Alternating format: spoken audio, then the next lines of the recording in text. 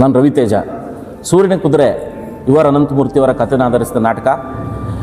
ಈ ನಾಟಕದಲ್ಲಿ ನಾನು ಒಂದು ಪಾತ್ರ ನಿರ್ವಹಿಸ್ತಾ ಇದ್ದೀನಿ, ಅನಂತುವಿನ ಪಾತ್ರ. ಈ ಪಾತ್ರ ಈ ನಾಟಕದಲ್ಲಿ ತುಂಬ ಚಾಲೆಂಜಿಂಗ್ ಆಗಿದೆ. ಬೇರೆ ನಾಟಕಗಳಿಗಿಂತ ಇದು ವಿಭಿನ್ನವಾಗಿದೆ. ಈ ಅನಂತುವಿನ ಪಾತ್ರ ಇದೇ ಕಥೆಯ ಕರ್ತೃ ಆಗಿರೋದ್ರಿಂದ, ಹಾಗೆ ಆ ಪಾತ್ರನೂ ಕತೆ ಒಳಗೆ ಬರ್ತದೆ ಕ್ಯಾರೆಕ್ಟ್ರಾಗಿ. ಕಥೆಗಾರನೂ ಹೌದು ಹಾಗೂ ಕ್ಯಾರೆಕ್ಟ್ರೂ ಹೌದು. ಹಾಗಾಗಿ ಇದು ತುಂಬ ಚಾಲೆಂಜಿಂಗ್ ಆಗಿದೆ. ಮತ್ತು ಈ ಕ್ಯಾರೆಕ್ಟ್ರು ಹಲವಾರು ವಿಚಾರಗಳನ್ನ ಮಾತಾಡ್ತಾ ಹೋಗುತ್ತೆ.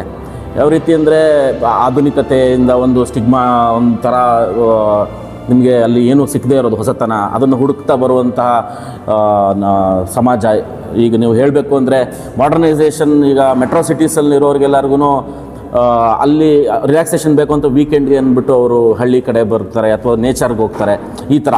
ಹಾಗೆ ಹಳ್ಳಿಯಲ್ಲಿ ಇರುವಂತಹ ಒಂದು ಯುವ ಜನತೆಗೆ ಅವ್ರಿಗೆ ಸಿಟಿ ಕಡೆ ಬಂದು ಸೆಟ್ಲ್ ಆಗಬೇಕು ಅನ್ನೋ ಒಂದು ತುಡಿತ, ಈ ಥರ ತತ್ವಗಳು ಒಂದಿದೆ ನಾಟಕದಲ್ಲಿ. ಹಾಗೆ ರಾಜಕೀಯ, ಆಮೇಲೆ ಮನೆಯಲ್ಲಿ ಒಂದು ತಂದೆ ಮಕ್ಕಳ ಡಿಫ್ರೆನ್ಸ್ ಆಫ್ ಒಪಿನಿಯನ್, ಈ ರೀತಿ ಹಲವಾರು ವಿಚಾರಗಳು ಈ ನಾಟಕದಲ್ಲಿ ಒಂದಕ್ಕೊಂದು ಇಂಟರ್ ಕನೆಕ್ಟೆಡ್ ಆಗಿದೆ. ಸೊ ಹಾಗಾಗಿ ನಾನು ನಿಮ್ಮಲ್ಲಿ ಎಲ್ಲರನ್ನೂ ಕೇಳ್ಕೊಳ್ಳೋದು, ದಯವಿಟ್ಟು ಇದೇ 22ನೇ ತಾರೀಕು ರಮಾ ಗೋವಿಂದದಲ್ಲಿ ಪರಿವರ್ತನಾ ರಂಗ ಸಮಾಜದವರು ಪ್ರಸ್ತುತಪಡಿಸ್ತಾ ಇರುವ ಸೂರ್ಯನ ಕುದುರೆ ನಾಟಕ ರವಿಕುಮಾರ್ ಅವರು ನಿರ್ದೇಶನ ಮಾಡಿದ್ದಾರೆ.